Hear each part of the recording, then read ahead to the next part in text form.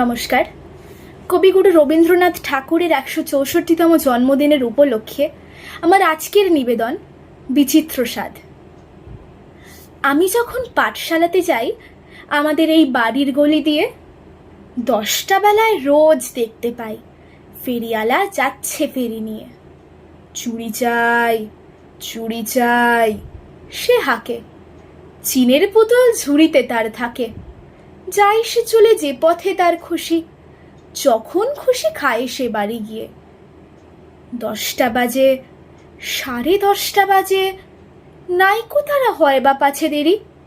ইচ্ছে করে সেলেট ফেলে দিয়ে অমনি করে বেড়াই নিয়ে ফেরি।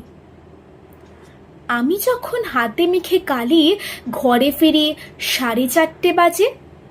কোদাল দিয়ে মাটি কোপায় মালি বাবুদের ওই ফুল বাগানের মাঝে। কেউ তো তারে মানা নাহি করে, কোদাল পাছে পড়ে পায়ের ওপরে, গায়ে মাথায় লাগছে কত ধুলো।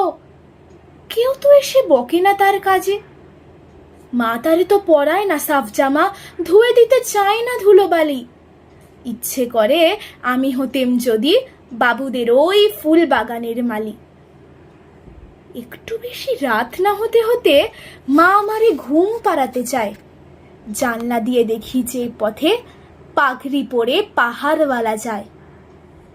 আধার গলি, লোক বেশি না জলে, গ্যাসের আলো মিটমিটিয়ে জ্বলে। লণ্ঠনটি ঝুলিয়ে নিয়ে হাতে দাঁড়িয়ে থাকে বাড়ির দরজায়। রাত হয়ে যায় 10টা 11টা, কেউ তো কিছু বলে না তার লাগে। ইচ্ছে করে পাহাড়ওয়ালা হয়ে গলির ধারে আপন মনে জাগি। ধন্যবাদ।